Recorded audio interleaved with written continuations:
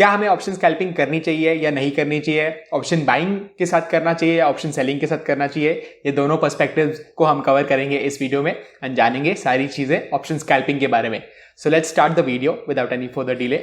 And guys, option scalping is a pretty popular thing अगर आप देखोगे। एंड इंट्राडे की बात करें हम, ऑब्वियसली जब भी हम स्कैल्पिंग की बात करते हैं, बिकॉज क्विकली हमारा छोटा स्टॉप लॉस भी होता है, छोटा टारगेट भी होता है एंड क्विकली हम ट्रेड से एग्जिट भी कर लेते हैं, चाहे वो स्टॉप लॉस के साथ हो या चाहे वो टारगेट के साथ हो। ऑल्सो ऑप्शन स्कैल्पिंग बहुत पॉपुलर है, स्पेशली आप अगर बैंक निफ्टी की बात करोगे एंड एक्सपायरी के दिन अगर आपने देखा होगा तो हीरो या जीरो कॉल्स बहुत चलते हैं, यानी पूरा प्रीमियम जो है वो पूरा स्टॉप लॉस हो जाता है और बड़े टारगेट्स का एक्सपेक्टेशन होता है, यानी 5x या 10x भी अगर ऑप्शन हो जाता है, which is definitely possible on expiry day. तो ऑप्शन स्कैल्पिंग इसलिए काफी पॉपुलर है एंड रीसेंट मार्जिन चेंजेस के बाद भी हम डिस्कस करेंगे कि ऑप्शन सेलिंग में इसको कैसे फायदा होगा या नुकसान होगा, एंड ऑप्शन बाइंग में आप कैसे कर सकते हो स्कैल्पिंग, एंड मेनली हमें करना भी चाहिए या नहीं करना चाहिए इसके बारे में जानेंगे। So let's start scalping with option buying, और हम ये जानेंगे कि क्या हमें ऑप्शन बाय करके स्कैल्पिंग करनी चाहिए या नहीं करनी चाहिए, एंड उसके बाद हम जाके सेलिंग की बात करेंगे, यानी ऑप्शन सेलिंग की बात करेंगे। बिकॉज काफी सारे व्यूअर्स मेरे ऑप्शन बायर्स भी हैं, तो मैंने सोचा कि मैं ऑप्शन बाइंग पहले कवर कर लेता हूं,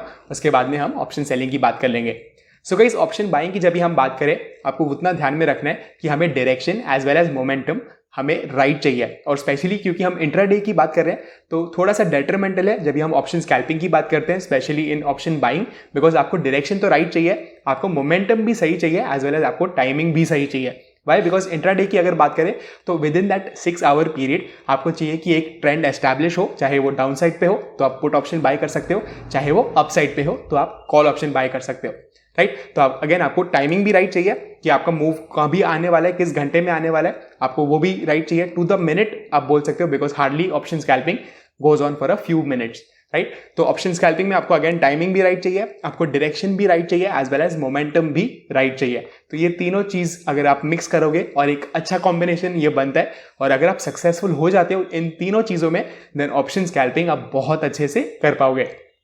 एंड ऑप्शन बाइंग की अगर बात करें तो आपको ज्यादा स्किलफुल होना पड़ेगा, बिकॉज अगेन मैंने तीनों चीज के बारे में बात की, टाइमिंग, डायरेक्शन एंड मोमेंटम आपको राइट चाहिए एट द सेम टाइम, यानी तीनों चीज एक ही टाइम पे आपको राइट मिलनी चाहिए। और अगर आप ये कंसिस्टेंटली कर सकते हो डे बाय डे, तो आपको ऑप्शन स्कैल्पिंग से प्रॉफिट करने में कोई भी नहीं रोक सकेगा। कीप इन माइंड गाइस, हम स्कैल्पिंग की बात करें या पोजिशनल ट्रेडिंग की बात करें, अगेन आपको स्टॉप लॉस होना सबसे ज्यादा इंपॉर्टेंट है। तो चाहे आप ऑप्शन बाइंग करो या ऑप्शन सेलिंग करो, stop loss is a must, और जनरली अगर आप देखोगे तो रिस्क रिवॉर्ड आपको थोड़ा सा हाई रखना चाहिए, आपको ट्राई करना चाहिए एटलीस्ट, बिकॉज स्कैल्पिंग में भले आपका विन प्रोबेबिलिटी थोड़ा सा ज्यादा होगा, तो मे भी ऐसा हो सकता है कि एटलीस्ट आपको रिस्क रिवॉर्ड 1:1 का तो मिनिमम रखना चाहिए, उससे ज्यादा हो पाए देन इवन बेटर। एंड यहाँ पर हम जनरली डिस्क्रिशनरी ट्रेडर्स की बात करें, because most of you guys definitely एक सिस्टम बेस्ड ट्रेडर नहीं हो, मैं कमेंट्स पढ़ते रहता हूँ, एंड आप थोड़े से डिस्क्रिशनरी फॉर्मेट में ट्रेड करते हो, विच इज डेफिनेटली फाइन। तो आपको ये ध्यान में रखना है कि आपको अगर लग रहा है कि आप स्किलफुल हो इतने कि आप direction, momentum as well as timing अगर राइट कर सकते हो,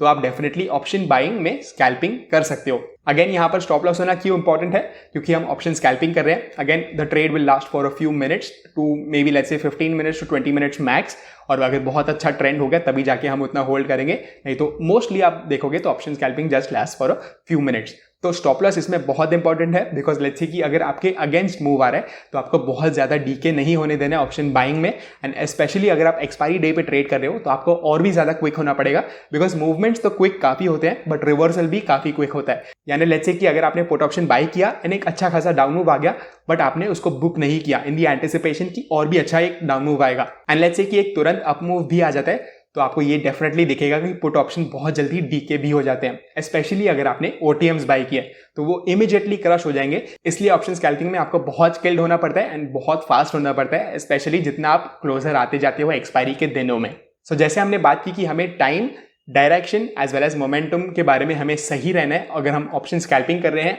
ऑप्शन बाइंग में, तो आपको ये सारी चीजें कहां पर मिलेगी? जनरली अगर आप देखोगे तो आपको ब्रेकआउट्स ट्रेड करने पड़ेंगे। भाई बिकॉज ब्रेकआउट्स में कभी कभार क्या होता है, अगर वो ट्रू ब्रेकआउट है तो आपको स्विफ्ट मूव मिलता है एंड राइट टाइम पे भी मिलता है। यानी जैसे ही ब्रेकआउट होता है, लेट्स से अगर आपने ऑप्शन स्कैल्पिंग की है with a stop loss as well as a target, आपने ऑप्शन बाय किया है लेट्स से पुट ऑप्शन और ब्रेक डाउन हुआ है, तो अच्छा खासा अगर एक वो ट्रू ब्रेकडाउन होगा तो बहुत अच्छा, बहुत स्विफ्ट डाउन मूव आ जाएगा, उससे आपको इमीडिएटली प्रॉफिट हो सकता है। सो अगर आपको लगता है कि आप इन तीनों चीजों को again time,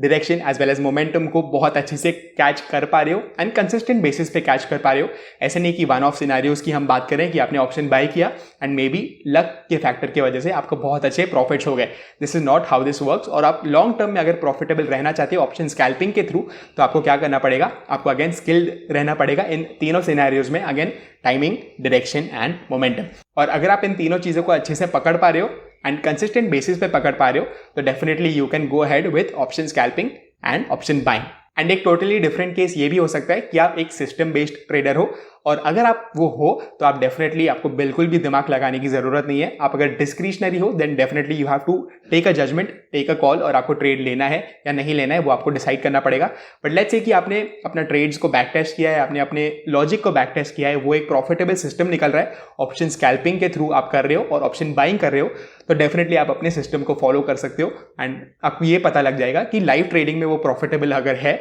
for months on and, तो आप अच्छे से उसको फ्यूचर में भी ट्रेड कर सकते हो without any hassle. So now let's cover option selling guys. और ऑप्शन सेलिंग की हम बात कर रहे हैं अगेन ऑप्शन स्कैल्पिंग के पर्सपेक्टिव से। सो सबसे बड़ा detriment in option scalping for option selling is margin requirement.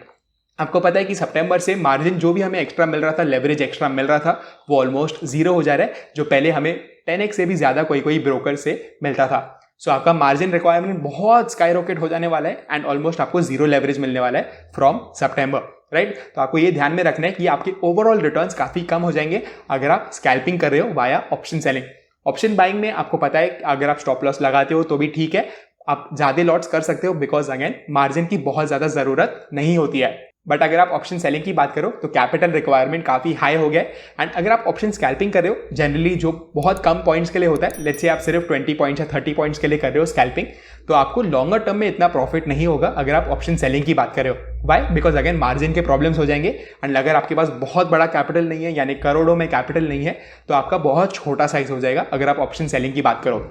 क्योंकि ऑप्शन सेलिंग में अगर आपको प्रॉफिटेबल रहना है बहुत अच्छे से, तो आपको एटलीस्ट थोड़े से ज्यादा अमाउंट का प्रीमियम बेचना पड़ेगा एंड प्रॉफिट भी थोड़ा सा ज्यादा रखना पड़ेगा। बिकॉज 20-30 पॉइंट्स ही अगर आपका टारगेट होगा एंड लेट्स से कि आप फ्रीक्वेंटली भी ट्रेड कर रहे हो, multiple times in a day trade कर रहे हो, तो आपका कॉस्ट भी काफी एड अप हो जाएगा एज वेल एज आपको पॉइंट्स ही थोड़े से मिल रहे हैं, तो आपका कैपिटल एलोकेशन इतना अच्छा और इतना एफिशिएंट नहीं होगा। सो ऑनेस्टली अगर मैं बताऊं, और अगर आप ऑप्शन स्कैल्पिंग की बात कर रहे हो एंड आप स्किलफुल भी हो, यानी आप time, direction as well as momentum catch कर पा रहे हो, then you should opt for option buying and not option selling. Because again आपका जो कैपिटल रिक्वायरमेंट है वो काफी स्काई रॉकेट हो जाएगा ऑप्शन सेलिंग की वजह से एंड ओवरऑल कैपिटल पे मे बी आपको इतना ज्यादा प्रॉफिट नहीं होगा। इसी बात पे अगर आपको एक ऐसे टिप के बारे में जानना है जो आपके रिटर्न्स को इंक्रीज कर सकता है, तो आप इस वाले वीडियो पे क्लिक कर सकते हो एंड मैंने अपना ओपिनियन शेयर किया कि आप अपने रिटर्न्स को कैसे बढ़ा सकते हो। एंड अगर आपको ये वीडियो पसंद आया, make sure to smash the like button below, क्योंकि ये चैनल को बहुत हेल्प करता है ग्रो करने के लिए एंड आपके लिए लिटरली सिर्फ